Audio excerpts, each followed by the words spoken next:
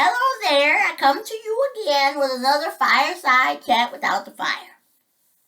Today is Thursday, December 30th, as we continue to march towards the end of this year. But I wanted to come on, say a few things. I guess I was watching the news. I was watching the world news. You gotta watch the world news too. You gotta know what's going on in the world. And anyway, they were talking about the health ministers over in Europe. Because a lot of times, Europe just seems like one big country. You go there, you visit all little countries and stuff like this, one big thing, one big nation. But it's not. It's a bunch of little countries. And so, all these little countries have their own little rules following the COVID vaccine. And so what the man was saying about the health ministers is the ones that make the good decisions and do all the right things, they'll be hailed for their good choices. But then they said, but the ones that go ahead and have a bunch of people in the hospital struggling to breathe, he was like, those people, they're going to have heads rolling and all. I was like, the man, why he had to say that, use that term, struggling to breathe? I wonder if that's what he really meant. He got all these people in the hospital struggling to breathe. Why they gotta be in the hospital struggling to breathe? Maybe he should have said, he could have said, maybe this is what he meant. I don't know. But he could have said a whole bunch of people in the hospital on oxygen, or a whole bunch of people in the hospital on ventilators, or, a whole bunch of people just, I don't know what he meant when he said, but struggling to breathe. Because he could also use the term, a lot of people in the hospital with respiratory distress. But he said, struggling to breathe. So I just gotta wonder, in Europe, is that what they do? They put them in the hospital and they be in these beds struggling to breathe? Because in America, you go to the hospital and they're going to put you on oxygen, and if the oxygen's not working, they're going to put you on a ventilator. I mean, they even send you home with oxygen. But you don't be in the hospital struggling to breathe. Now, I wonder, my question is, if you got to go to hospital and be struggling to breathe, you might as well stay home. I mean, I don't know nothing about this COVID. I hope I don't get it. I'm exercising, good practices and all that. Doing my social distancing, wearing my mask. So hopefully I can avoid the thing. But you know what the experts say? They say you're either going to get the vaccine or you're going to get the virus. One or the other. So anyway, but my big plan is to, if I get the virus, I'm going to stay home and try and take care of the thing at home. I hope I ain't going to be here struggling to breathe. And if I am, my intention then is to go ahead and take my sleeping medication. Go ahead, take my Tramadol, take my Benadryl, and whatever else I can take to make me sleep. So I can just sleep through the rough times.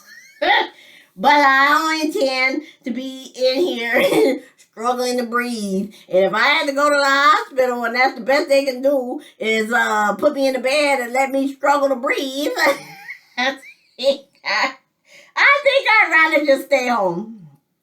But anyway, that's what the man said. The man used the term struggling to breathe. So I guess maybe that's what they're doing in Europe. But anyway, that's all I got to say about that. And but the other thing about this pandemic is, what I say about it is, when we were raising our kids, and when my siblings were raising their young, who these kids are now in their 20s and 30s, they didn't know that they'd be raising these kids to one day have to raise kids during a pandemic. I mean, this is some serious stuff. And when I was in my 20s, I never had to worry about these big old life or death decisions. I mean, right now, these kids, they're in adulting 101. At least mine, they brand new into their 20s and they grown now. So they're in adulting 101. They just getting started. And they got to make these big old life and death decisions about the pandemic. And then the nieces and nephews, again, they growner now, they older. So they might be in adulting 202, 501, or whatever. They up the hill a little bit. And, they got they raising their own kids and stuff like that. So these kids raising these children in this pandemic, they got to have their heads together. And, when we were growing growing up in our 20s, we didn't have to worry about all this kind of stuff. What you got to do to survive, to live, and then when you have your kids, you had to worry about how to protect them and keep them alive on an everyday basis from pandemics and stuff like that. So this is some serious business. And my poor kids out here dealing with these adverse, tragic childhood experiences. So now, like I say, these kids go out here, the first thing they have to do is recover from their childhood. So they got to recover from their childhood so they can think clearly and know what to do and how to do it and make good decisions and stuff like that. So you go out here, that's why you're supposed to let your kids have a carefree childhood. So when they grow up, they got a lot of reserve and they can be sound mind, sound body, confident, have a strong foundation, and they can do good things for society, communities, and for themselves and for their own kids. But when you mess them up at a young age, they got to figure this out. They got to recover from the childhood before they can go out and make these decisions. But anyway, that's what I always say about let these kids have their let them kids have their childhood. But then the other thing I say, what I was gonna talk about is these people these people with these over the top Christmas outdoor decorations. I mean, it's not my problem. I don't have neighbors that go out here and be over the top Christmas decorating, but I see it on the news. You know, the ones that make the news, you know, they're way over the top. And what I don't understand is how it's even allowed. You know, these people go out here, I love Christmas, and I just love the celebration. But they love in Christmas, they love the celebration. That interferes with other people's peace on earth. So, I don't even understand how it's allowed. You go out here, and not only that, poor folks that live in these neighborhoods and have these neighbors, like there one people, they're one person neighbors, you know, they got their music, their decorations on bright. And then they got their music on that plays repetition, you know, the music on and on and on, comes on at a certain time, goes off at a certain time, and it plays a sequence of songs. So you gotta listen to that all day. Sometimes you wake up to it and you probably go to bed to it. Why is that okay? But you know, that's what's allowed. And see, those are the kind of things, and I don't have that problem, like I say. And the other thing is, you know, I'm not in a rat race anymore trying to go back and forth to work and all that kind of drama. But if you live in that kind of neighborhood, you got those kind of neighbors with all that kind of over-the-top decoration, that means when you come home tired from work, you won't get home, get in your bubble bath, or whatever you do and relax when you go home to prepare for the next day. You can't do it. You can't get on home right away because you got all these gawkers in your neighborhood, so now you got to go down the street, slow crawl to get home because of all over-the-top Christmas decorations. But you know, first of all, I think there should be a law against it. You shouldn't be allowed to do it.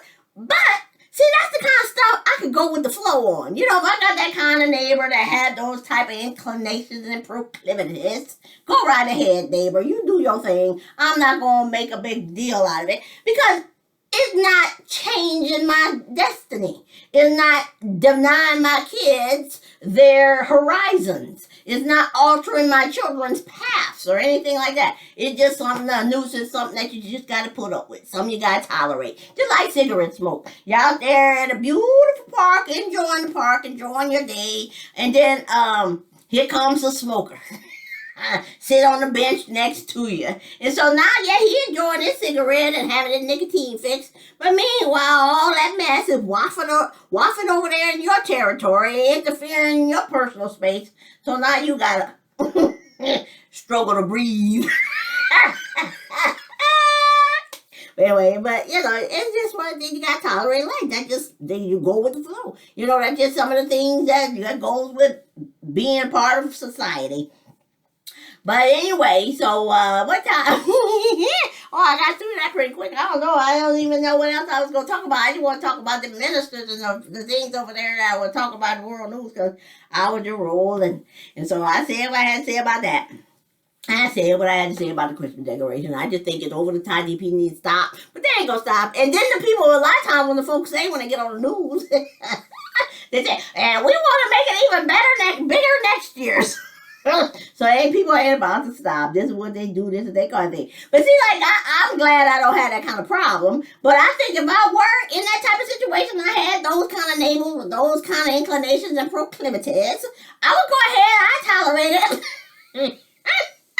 But I would also, at the end of the year, because I wouldn't be put all the mess up for Christmas, but I would go ahead and put me up a great big old spotlight in my yard, like a security spotlight. And so what it would do, and you know how it is motion detecting kind of thing. And so, and then these people over here, I would make sure that, because sometimes it got a certain type of range. And so I would make sure that when that thing comes on, it beams right down there in those people. Right down there in the yard. So when they want to sit outside and have their little nice relaxing evening and watch the darkness and whatever the hell people do when they sit out there, maybe look at the stars and sip on a beer or whatever, my big old spotlight would turn right on and beam. Because I like now, so now they get to have my, it's a security light. I like to have security, and so I've had the security light on, and so it just so happens when you make your move and you come out there on your porch, you happen to be in the meter range of my spotlight, so... Anyway, I think that's how I would handle that. But that's not a big deal. That's something you can do. You can deal with this kind of stuff all. I wouldn't be mad. I wouldn't be angry. I would just be exercising my own proclivities as they exercise theirs at Christmas time. So I do try and find something that makes me enjoy the experience of traipsing on other people's space. I guess it's like almost like the airspace. Cause you're not in you're not on their property or anything. It's just the airspace, the noise discipline and stuff like that. In Germany they had rules about noise on. I think it was Sunday. I'm sure it was Sunday. I would think Saturday, but I think it was Sunday. It's like you're not allowed to make certain noise above a certain decibel on Sundays because that's family day, that's quiet time, and so you're supposed to be able to be quiet and not be all disturbing your neighbors with all this noise. There was a term for noise. Contamination or something, I don't remember what it was. But you weren't allowed to do that. Even on I think I mentioned that one of the other videos. On Sunday you couldn't even go to the car wash. You couldn't go to the coin-operated car wash. All that was turned off because Sunday was family day, and you're supposed to go out and enjoy your family. So that's what that was. I like that. I like that part of their culture and all that. But I like Germany. So anyway, they struggling too with the pandemic. Everybody struggling with the pandemic. Some people struggling to breathe. But anyway, I think what I was gonna do one time, I think maybe in the next video I'll turn it on and I'll talk about my childhood. It's a good thing. I remember some things about my childhood. And so that way I could tell you some things that I remember. So, because like I say, I think earlier I told you I learned about my parents' childhood because we grew up in the house with the parents 18 years. My dad told us about his childhood and how he used to go out with his brothers and they used to shoot, food out there in the bush, I guess, in the neighborhood, shoot the squirrels or coons or whatever it was. And they would do that. And he told us about the divorce and how his parents' divorce affected the family. He was the oldest in his family. And so he was, a good support for his mom. And so it hit him pretty bad. And when the kids went separate ways, because some went over dad back in these days, I guess when people get divorced and stuff, they ain't go move across the country or across the town and say, grandpa moved right around the corner. He in this little brick house with a manicured lawn and all this kind of stuff. Grandma still living up in her little wooden house with the chickens and stuff in the yard with no grass. It was a little dirt ring. But anyway, that was house. That's what we would visit when we would visit our grandma. It was a nice big house. I remember she had to build onto it and stuff like that. So she was making it work. But the kids went separate ways. Some of them went over at grandpa's house with his new wife and his new baby. And they were able to go they were able to play cards and do stuff over there at Grandpa's house that they weren't able to do over at Grandma's house. Cause Grandma was real religious, you know. She always reading the Bible and stuff like that. So there were rules they had to follow and stuff like that. And I remember my dad telling us when he was about 10 years old, he's sitting outside his mama's bedroom. And I guess, you know, it's a little house, everything was small back then. They have all this isolation stuff that you could, you know, muffle sounds with. So he was sitting outside his mother's bedroom, and he heard her crying. He was in there crying. And then a 10-year-old little boy, that's the time he said, you know, I'm never going to make my wife cry. He's going to make his wife the envy of all her friends. And he's never going to make his wife cry. So anyway, that was something the 10-year-old boy decided when he, you know, heard his mama crying outside the window. So, you know, he pretty much true to that to the most part, as far as I know. You know, he took good care of his wife and that kind of thing. And we all benefited from his dedication to his family. And the other thing too, I remember my uncle telling us a story, or my cousins told us a story about the uncle walking down the street, or my dad. I don't remember who told us the story. You know, when you get old, you forget how these stories come about. But if the story has an impression on you, you remember the story.